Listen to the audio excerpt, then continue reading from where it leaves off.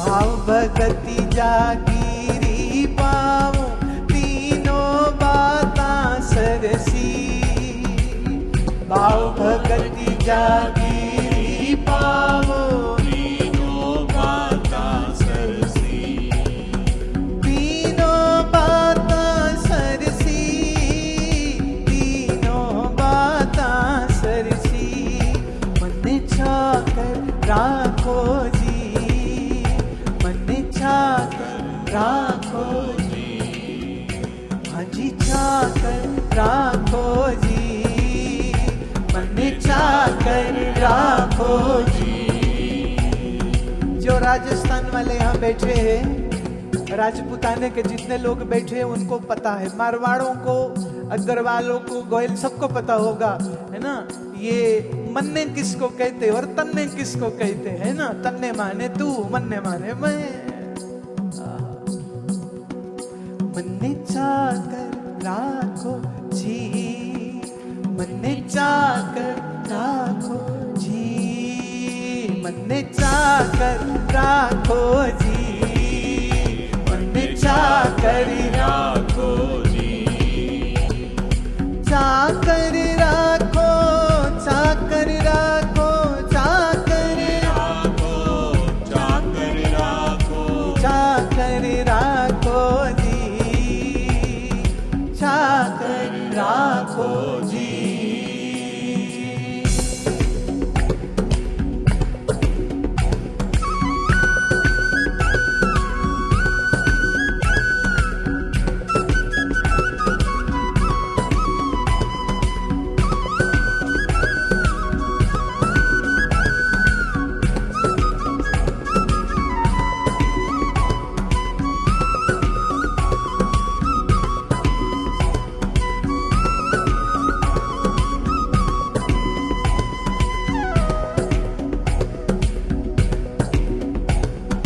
मोर मुकुट पीतांबर सोहे, मोर मुकुट पीतांबर सोहे, गल बैजंती माला, ओ जी गल बैजंती माला। कौन सी? हाँ जी गल बैजंती माला, ओ जी गल बैजंती माला। वृंदावन में धेनु चरावे, वृंदावन में धेनु चरावे, मोहन मुरली वाला। हाँ जी मोहन मुरली वाला। हरे हरे नित बाग लगाऊं, बिच बिच राखों प्यारी। हरे हरे नित बाग लगाऊं, बिच बिच राखों प्यारी। सांवरिया के दर्शन पाऊं, सांवरिया के दर्शन पाऊं, बहर कुसुम्बी सारी, बहर कुसुम्बी सारी। मन चाकर राखो जी, मन चाकर राखो जी। ओ चाकर राखो जी, मन चाकर राखो जी।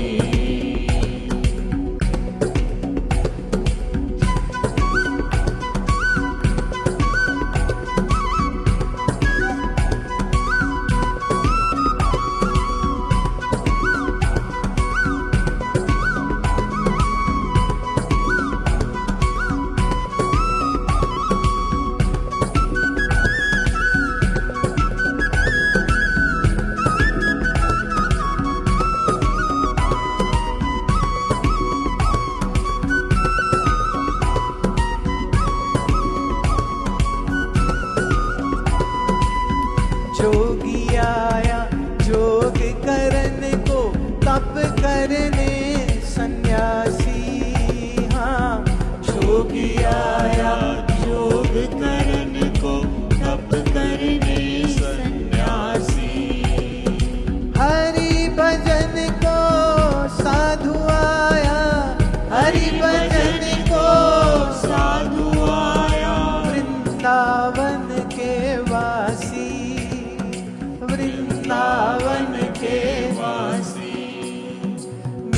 मीरा के प्रभु गहरे गंभीरा सदा बसो जी मीरा।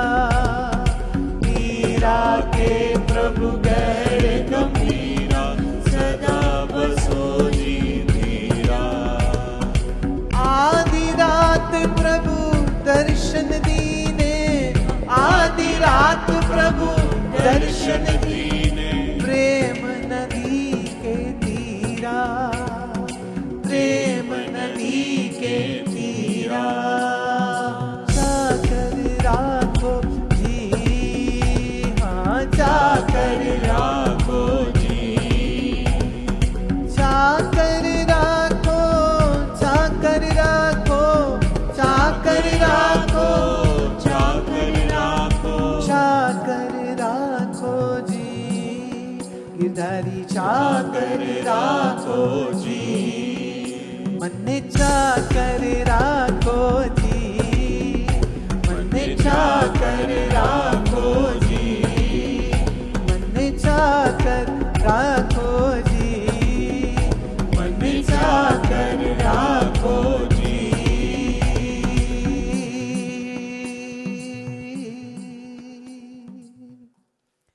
अभी देखिए इस दुनिया की किसी कंपनी में आपकी जॉब चल रही हो तो आपको टीए मिलता है, डीए मिलता है, इंश्योरेंस मिलता है, हेल्थ का कवर मिलता है, सब कुछ मिलता है, राइट। गवर्नमेंट जॉब में हो तब भी सब कुछ मिलता है। तो जो संत ने, जो भक्त ने ईश्वर की नौकरी कर ली, क्या उसको नहीं मिलता? हाँ, उसको भी सब कुछ मिलता है। तो जब मन में हमने ये धारण कर लिया कि जिस मकान में रह रहे हैं वो ईश्वर का, ये शरीर ईश्वर का, सब तो मालिक हमारा वही है, अब ठाकुर जी को कर लेने दो फिक्र, तेरे खाने की, तेरे पीने की, तेरे शरीर से वो शक्ति दे के कर्म करा लेंगे और उनकी कृपा तो आर पार कहीं तुमको देखने को नहीं मिलेगा। जब मन में ईश्वर भक्ति होती है तब मन में संतोष होता है। जब आप ईश्वर के प्रेम के गीत गाते हो तो मन में एक खुशी होती है। हाँ, और ये खुशी ऐसी होती है जो बड़ी गहरी होती है, और ऐसी मस्ती आती है, ऐसी मस्ती आती है कि मनुष्य नाचता है। और जब आप नाचते हैं तब आपके शरीर में एड्रेनलिन, डोपामीन जैसे सुंदर हार्मोन्स, केमिकल्स रिलीज होने लग जाते, जो एकदम आपको एकदम बढ़िया, मन से सुखी और शरीर से स्वस्थ कर देते। हमारा शरीर एक केमिकल फैक्ट्री है। इसमें जो स्रावी ग्रंथियां हैं ना, ये समय समय पर श्राव जो देती हैं, वो श्राव ही हमारे शरीर को स्वस्थ रखते हैं। अब देखो ना, आजकल, पहले तो घर में जो खाना पकता था तुम वो खाते थे, फिर हर शहर में रेड़ी पर जो है काटवील्स जो होती हैं, वहां पर अलग अलग सामान खाने पीने का इतना वैरायटी होता है। फिर घर से खा पी के निकलता है तो आगे वो, अच्छा यहाँ दबेली मिल रही, चलिए खा लेते हैं, यहाँ चाट मिल रही, चलिए खा लेते हैं, यहाँ समोसा मिले, चलिए खा लेते हैं, यहाँ पिज्जा मिलता है, यहाँ खा लेते हैं, यहाँ ये मिलता है, ये खाओ, ये मिलता है, ये खाओ। खा खा खा खा खा खा करके शरीर को रोगी बना लेते हो तुम। एक तो भाई साहब, आप जानवर नहीं हो कि जहां घास देखी वहीं मुंह चलने लग जाए। याद रखिएगा, आप मनुष्य हो तो खाने पीने में संयम का इस्तेमाल होना चाहिए। एक ने कहा, नहीं, जो रोड साइड सामान बिकता है ना, बड़ा स्वाद होता है। मैंने कहा, वो बंदा कैसे बनाता है, कभी देखा? वो यहां खुजा रहा है, यहां खुजा रहा है, नाक में अंगुली, कान में अंगुली, जाने कहां कहां अंगुली गई उसकी, जहां जहां खुजली हुई उसने खुजला दिया। अब उसके बाद वो सैनिटाइज तो कर नहीं रहा है ना, भीड़ है, उसको काम करना है, और फिर वही जो पसीना वसीना, वो तभी लगता है नमक बड़ा सही पड़ा है, वो पसीने का जो नमक आ रहा है ना, तो फिर कहते बड़ा स्वाद है, बड़ा स्वाद है। अब स्वाद के पीछे जो कांड हो रहे हैं वो तो तुमको दिखते नहीं है, और शरीर रोगी होता है सो अलग। तो मैं उन सब भाइयों को, उन बहनों को जो रोड साइड खाना बेचते हैं, तो उनको भी मेरी प्रार्थना है, अगर वो मुझे सुनते हैं या सुन रहे हैं, तो थोड़ा जैसे अपने बाल बच्चे को अच्छे से हाथ धो के साफ सफाई से खाना खिलाते हो, तो ऐसे ही जो ग्राहक आता है वो भी तुम्हारा ही बाल बच्चा है, तो थोड़ा सावधानी यहाँ पर देनी चाहिए। लेकिन उनको जल्दबाजी होती है, वो ख्याल नहीं करते, कोई सिखाता नहीं है इसलिए कोई ख्याल नहीं करता। और तुम्हारी तो जीभ से ऐसे धारा गंगा जमुना बहती है, खाना पीना देख के तो तुमसे तो रुका नहीं जाता है, तो ये भी खाओ, ये भी खाओ, ये भी खाओ। अब खा खा करके आप अपने लीवर को बर्बाद कर लेते हो। लीवर खराब होता है इसीलिए डायबिटीज होता है। डायबिटीज और कुछ नहीं, ये लीवर के खराब होने की निशानी होती है।